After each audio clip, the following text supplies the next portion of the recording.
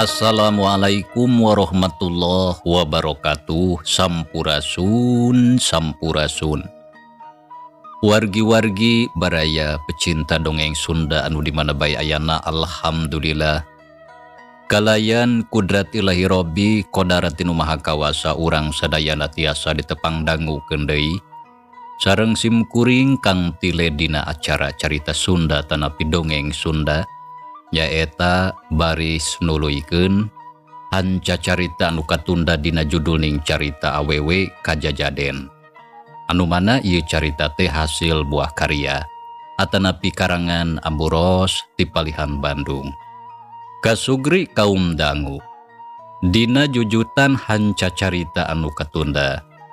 Pedaran kang tile kasapih kuanci dina mangsa medarkeun kayaan alam ti peuting.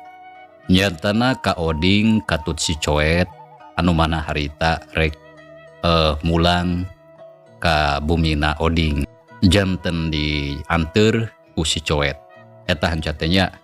Sumaga mitra ame teu nyang kolong kena waktos urang puseurkeun deui perhatian urang kana ieu carita.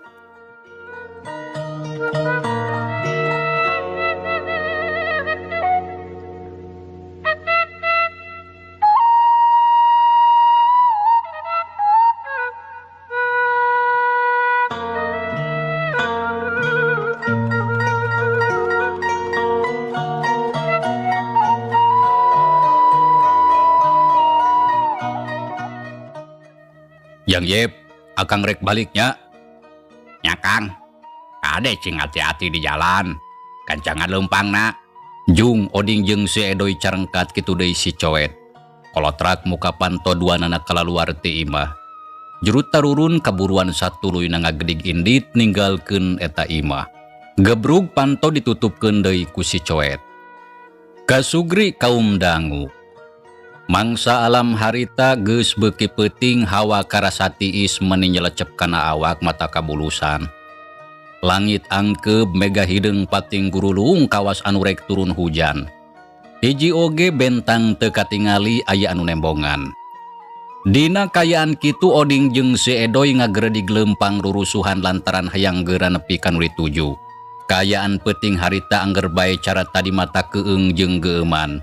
Ngan sora angin ayeuna geus leler tengah guruh cara tadi. Kang, ieu gancangan leumpangna keung uing mah. Ceuk si Edoy bari culang cileung bulu punduk teu weleh muriding. Hapan ieu oge geus gancang leumpang majang.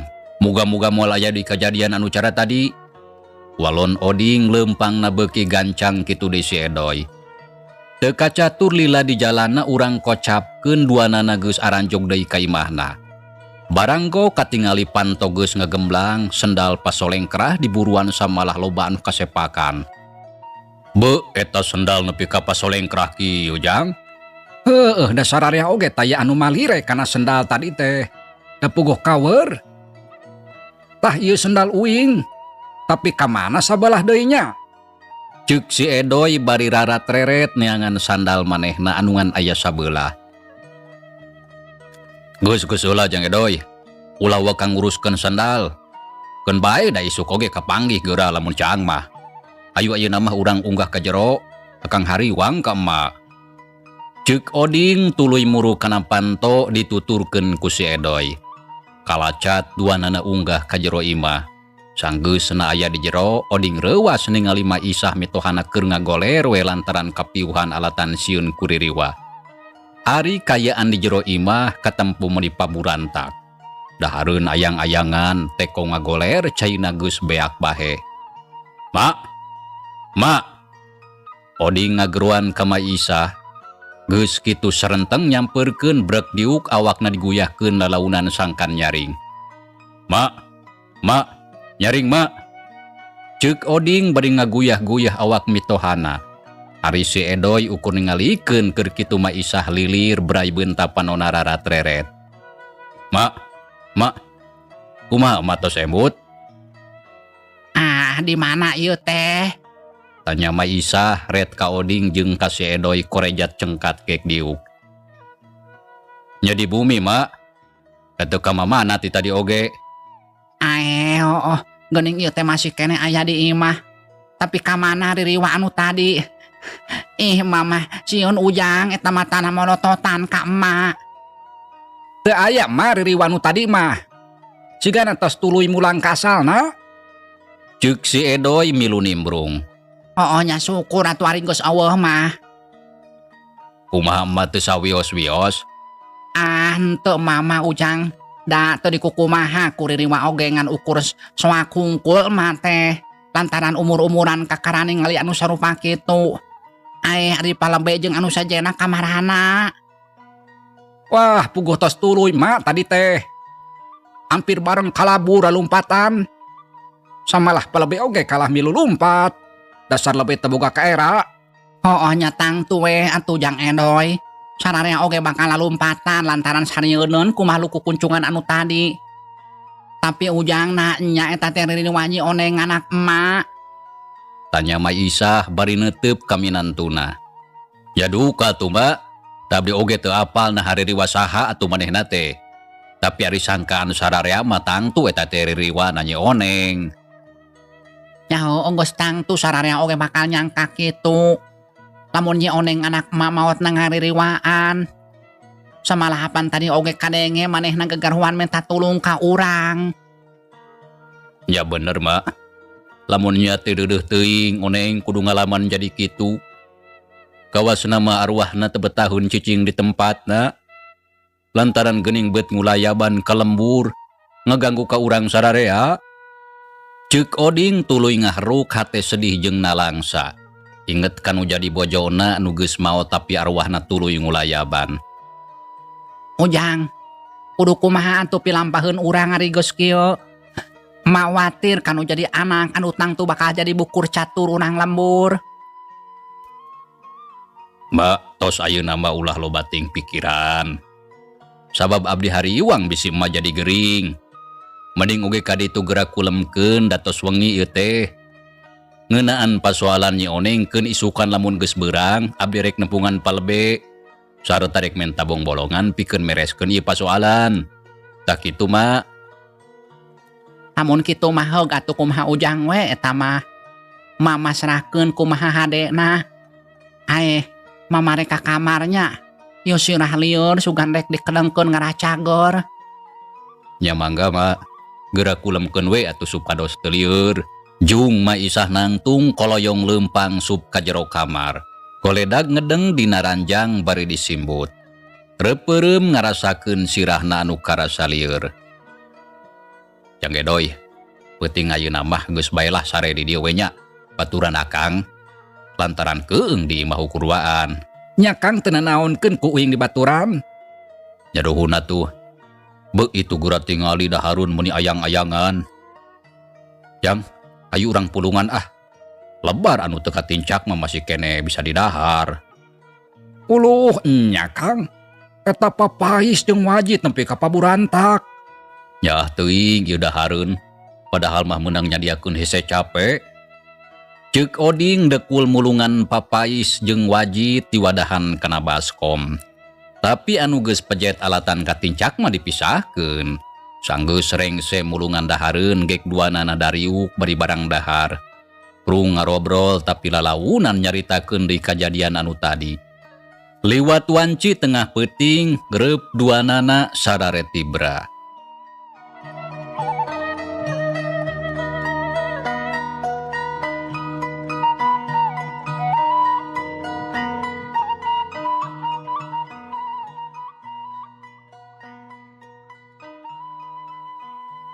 Kasugri kaum dangu. Urang kocapkeun isukna. Panon poe geus moncorong ti belah wetan cahayana koneng umyang nyaangan sakumna alam pawendangan.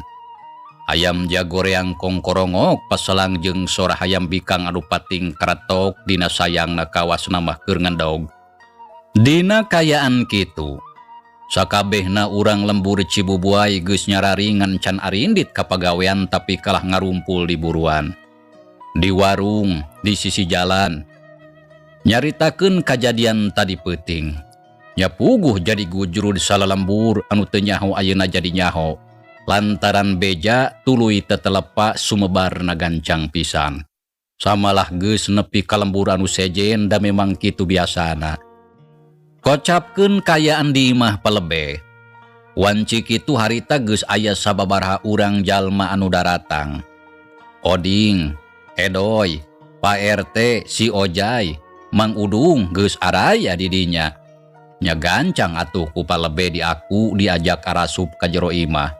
Gek sararea dariuk dina kursi ngariung rek ngabadamikeun pasoalan anu peuting. Palebe kumaha ieu teh? Naha peuting tadi make aya kajadian sarupa kitu. Estuning matak sieun umur-umuran tahlilan kakara ayeuna make nyaksian aya kajadian anu cara peuting. Ceuk Pak RT ngamimitian muka carita tumanya ka palebe. Lain sing rek ngadelewaan Pak RT. Da puguh kuring oge kakara nyaksian kajadian anu cara peuting mah. Nya haji mana caritana aya ririwa bungkeul kanembongan ka manusia. Da ari lain dina dongeng mah atuh tangtuna oge moal aya. Nya kitu anu mata kuring teh kabur we da sieun. Teu kuat ari ningali anu kitu mah. Keur mah peuting kamari geus ningali hiji makhluk anu bentukna kacida matak bikasieun.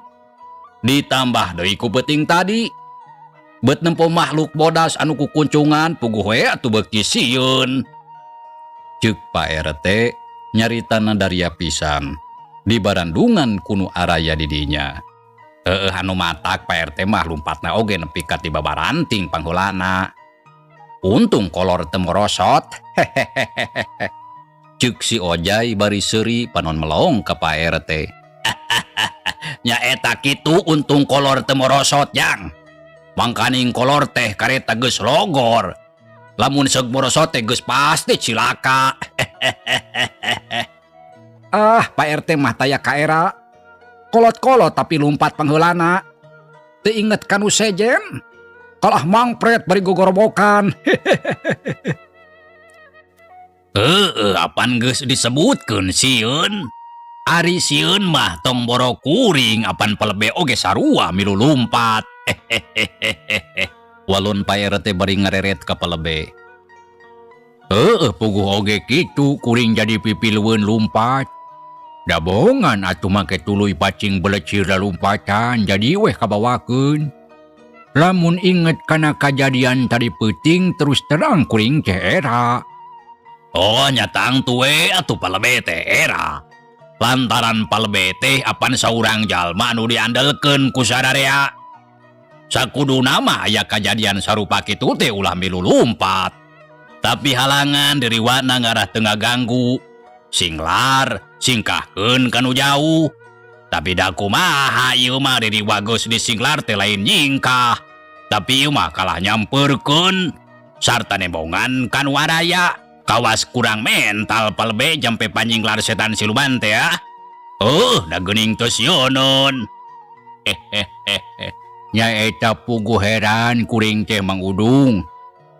Lantaran peuting tadi mah jampe anu sok biasa dipake nyinglar setan siluman, nah teu mental. Aya anu salah meureun palebe macakeuna. Sigana pahili jeung jampe anu sejen da kaweur, nu dimaksud rek macakeun jampe panjinglar ririwa, tapi anu dibaca kalah jampe jengkoleun. Jadi we jurigna teu sionon. Akhirna rabeng kabeh lalumpatan. Komo tah Kang Sarakuma karunya nepi ka ti gebrus kasusukan. Maneh mah ari ngomong karunya tapi kalah nyeungseurikeun. Nya heueuhkeun wae atuh Edoy. Da hayang atuh seuri mah. Walon si Ojay bari nyerengeh kitu deui palebe jeung anu sejena. Palebe punten abdi bade tubaros. Ceuk Oding anu titadingan ukur ngabandungan tumanya ka palebe. Pok jang Oding rek nganyaon. Nu mawi kieu palebe. Abdi teh hoyong kengeng keterangan anu jelas ngeunaan pasoalan tadi wangnya anu aya sangkut pautna sareng ririwa. Ari ririwa anu datang ka rorompok teh ririwa saha anu salaresna. Nah eta teh ririwa pun bojo nya Oneng. Tanya Oding nyaritana daria pisan nanyakeun ngeunaan ririwa anu peuting. Yang Oding Kawas namah teu kudu disumput-sumput lantaran sararea oge geus nyaksian. Anu sabenerna mah memang eta teh arwah Nyi Oneng bojo ujang anu datang teh. Nya manehna rek menta tulung ka urang ngan urangna anu sieun. Nyi Oneng teh teu betah cicing di tempatna anu anyar. Samalah hari kahayangna mah bisa balik deui ka alam dunya babarengan jeung ujang salakina. Sabab masih kene loba kahayang jeung cita-cita anu can kasorang. Tapi ayeuna kudu maot sarta carana teu wajar lantaran maotna alatan diroga halah ku siluman. Tah kulantaran kitu, jadi arwahna teh panasaran. Kitu jang anu sabenerna mah. Walon palebe mere keterangan sajelas senaka oding samalah di barandungan kuno araya didinya. Ngadengi kitu oding ungut-ungutan paromana katara alum. Palebe, abdi teh watir kapun bojo pami kitu mah. Sarata tangtu hayang nulungan. Tapi kedah kumaha atuh carana, sangkan arwahna teu tuluy ngulayaban kawas kitu. Terus terang abdi teu tega anu jadi pamajikan jadi bahan catur sakumna urang lembur. Bapa oge ngareti jang kanya eusi hate ujang. Anu tangtuna ngarasa sedih sarta watir kanu jadi pamajikan.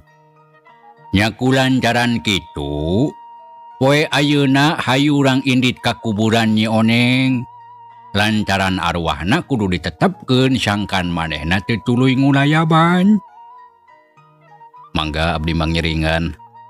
Kumaha saena wae numutkeun palebe. Walon oding nya tujuan kana caritaan palebe. Tah bener kitu. Memang kudu ditetapkeun sangkan matuh dina tempatna. Tapi kumaha palebe ngeunaan makhluk anu kamari katingali ku kuring jeung anu sejena basa keur ngaronda. Lantaran ayeuna mah geus jelas eta makhluk kacida ngabahayakeun. Da geuning sok nyerot getih domba. Samalah lamun domba teu beunang tuluy ngabinasa ka jelema. Tanya Pak RT nyaritana daria pisan. Sabab hayang meunang bongbolongan ngeunaan pasoalan nu eta. Lantaran tangtu teu bisa diantep da puguh sararea jadi ngarasa hariwang. Komo deui ayeuna geus aya contona Nyi Oneng anu jadi korbana. Tah nya palebe. Kumaha ngeunaan pasoalan eta? Sabab urang teh kudu meunang jalan kaluarna pikeun ngusir eta setan. Ulah nepi ka aya deui korban anu lian cara Nyi Oneng. Ceuk Mang Udung milu nimbrung bari melong ka palebe. Nya bener Jang Udung. Urang teh kudu neangan jalan kaluarna pikeun ngusir eta setan. Tah kulantaran kitu, lamun pasoalan Nyi Oneng geus rengse, kuring rek manggihan Mbah Ukim sarta rek menta tulung ka manehna. Susuganan manehna sanggup nyingkahkeun eta setan di lemur urang. Nah make menta tulung kanulian. Apan aya palebe? Nya eta rumasa kuring teh teu sanggup Pak RT. Ari kudu ngusir siluman anu sok nyerotan getih jelema mah. Terus terang ilmu kuring can cukup nepi ka dinya mah.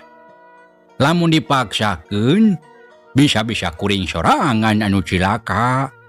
Walon palebe nyarita terus terang lamun dirina teu sanggup pikeun ngusir setan anu sok nyerotan getih jelema di lemburna. Palebe teh kumaha geuning teu bisa diandelkeun. Nya kumaha deui atuh Mang Udung ari teu sanggup mah. Saya batik itu ngusir setan siluman mah lain pagawean saurang lebe. Lantaran ari lebe mah tugasna ngawinkeun jalma, lain nyingkahkeun setan. Tapi apan palebe geuning bisa ring ngajampe anu kasurupan mah. Sarta sok cager deui geuning. Tapi nah ring ngusir setan anu ieu teu bisa. Memang bener ari sakadar ngajampe jalma anu kasurupan mah eta oge bisa. Samalah kaparengan sok cager deui. Dari kudu ngusir setan anu kitu mah kuring teu bisa. Samalah apan tadi oge geus disebutkeun. Lamun ilmu kuring teu cukup nepi ka dinya. Nya kaharti atuh ari kitu bah. Tapi naharek iraha palebe nepungan bahukim teh. Lamun bisa ulah diengke-engke lantaran kuring hariwang eta setan bisi kaburu datang deui neangan korban anu anyar. Bener Mang Udung, memang ulah diengke-engke. Tah kumaha lamun engke pabeberang bahukim urang tepungan ka imahna. Mungaboga bae bahukim teh keur teu indit-inditan ka pamana. Satuju palebe. Tangke pabeberang bahukim urang tepungan. Kaditu nama hayulah jeung kuring dianteur ngaraya batur. Nya hayu atuh Pak RT urang tepungan kuduaan. Tah geus kitu kacendekannya. Sarata kasaraksian kuno araya. Engke pabeberang kuring jeung RT rek nepungan bahukim ka imahna. Tah ayeuna meungpeung isu keneh. Kuring rek indit ka astana maksudna rek netepkeun arwahna Nyi Oneng. Sangkan manehna matu sarta ngarasa tentrem di alam anu sakuduna. Tah kitu we ayeuna mah. Saha anu rek marilu ka astana jeung kuring? Tanya palebe bari rutret kanu araya di dinya. Abdi palebe.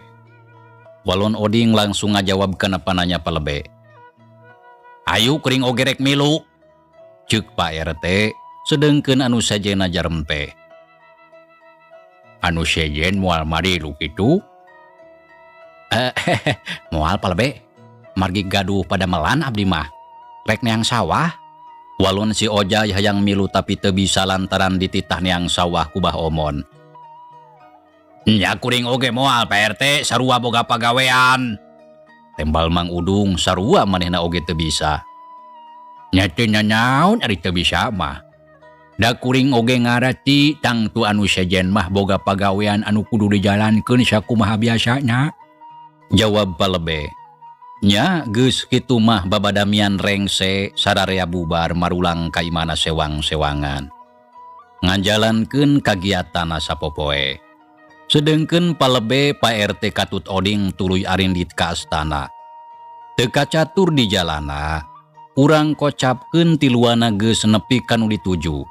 Nyaeta ka kuburan Nyi Oneng anu katempo taneuh beureum keneh kawantu kakara kamari. Gok palebe cingogo hareupeun kuburan. Diturutan ku Oding jeung ku Pak RT. Gereyem palebe babacaan kadengena meuni norolang keur ngadoakeun ka arwahna Nyi Oneng sangkan ditarima iman Islamna. Dicaangkeun kuburna, dihampura dosa jeung kasalahanna, sarta dibere tempat anu sahade-hadena. Harita palebe ngadoa kalayan husu, ngemat arwah Nyi Oneng sangkan daek mulang ka alam anu sakuduna. Oding jeung Pak RT milu ngadoakeun. Nya saenggeus aya kana sawatara waktu lilana ngadoa rengse. Satuluyna tiluana bral marulang ninggalkeun eta tempat. Sajroning lempang pok Oding tumanya ka palebe lantaran hatena masih keneh ngarasa hariwang. Palebe, kumaha kinten-kintenna moal aya di kajantenan anu cara wengi tadi? Abdi mah palawur inggis mata kuyur deui salalembur. Insya Allah Jang Oding. Moga-moga mah moal aya. Lantaran bieu arwah Nyi Oneng geus ditetepkeun dina tempatna. Nuhun atuh palebe. Abdi jeung maregreg pami kitu mah. Walon Oding narima jawaban kitu hatena rada regreg meueusan. Cing regreg we ayeuna mah Jang Oding. Insya Allah moal aya di kajadian anu cara peuting. Tapi ulah poho tuluy doakeun arwahna Nyi Oneng. Unggal rengse salat. Ceuk palebe geus kitu jep jarempe tiluana terus ngageredi gleumpang rek balik ka imahna. Mangsa alam harita beuki beurang panon poe geus ngarayap ka luhur. Dina kayaan kitu urang lembur geus loba anu arindit ka tempat pagaweana sewang-sewangan. Anu araya di imah lolobana ukur awewe jeung barudak. Kitu deui aki-aki jeung nini-nini anu geus teu bisa indit-inditan kanu jauh.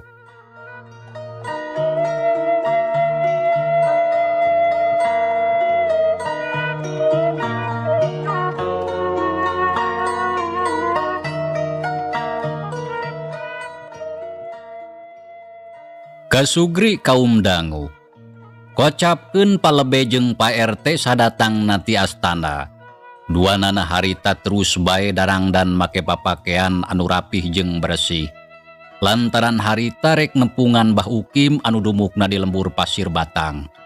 Sanggeus sagala rupana dianggap tarapti, beral dua nanamiang dijajabkeun ku sora manuk anu ricit tina dahan. Sareta diiringkeun ku hiliwirna angin anu sumilir ngoyak gendang daunan. Urang gancangkeun carita.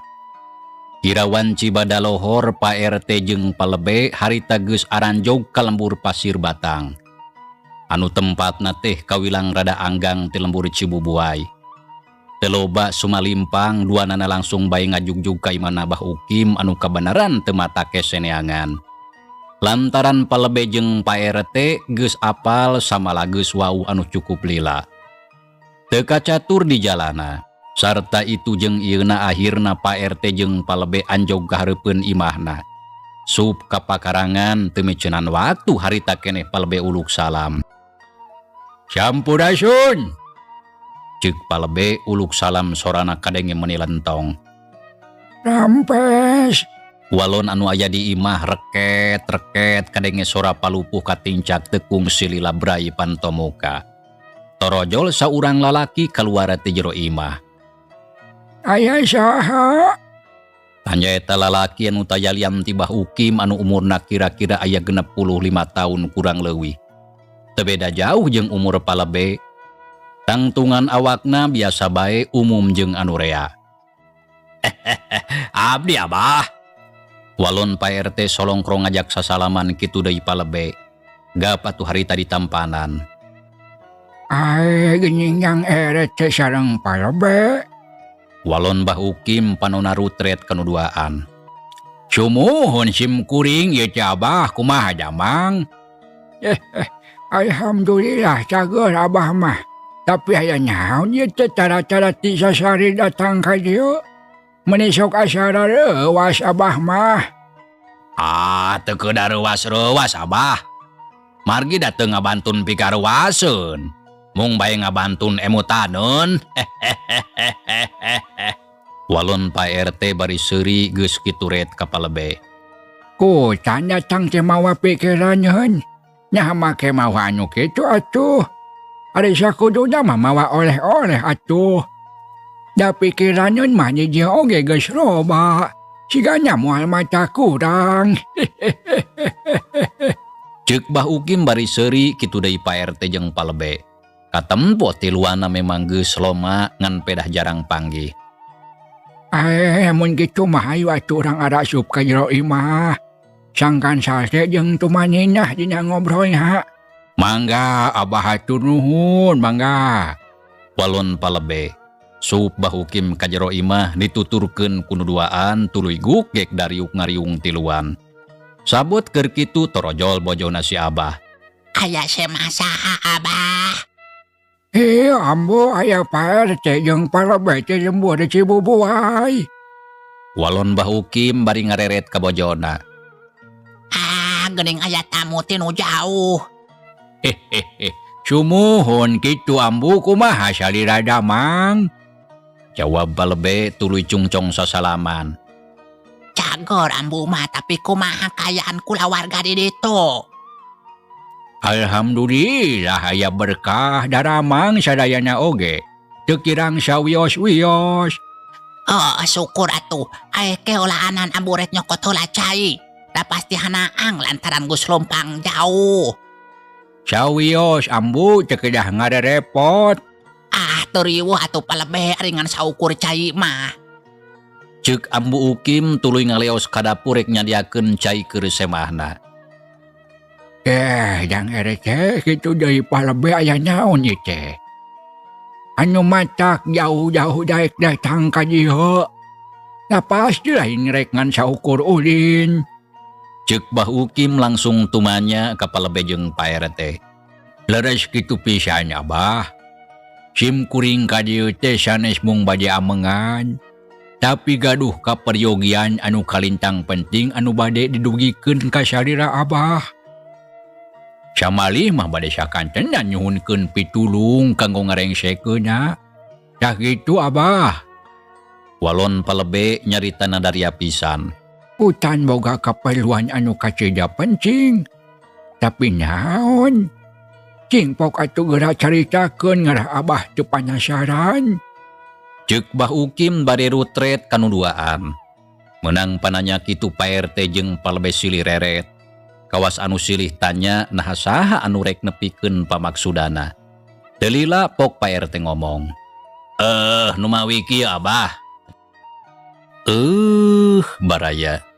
Cageula ieu carita urang tunda heula, insyaallah kin urang lajengkeun deui. Hatur nuhun kana naon rupi peratosana. Wilujeng kantun. Wassalamualaikum warahmatullahi wabarakatuh.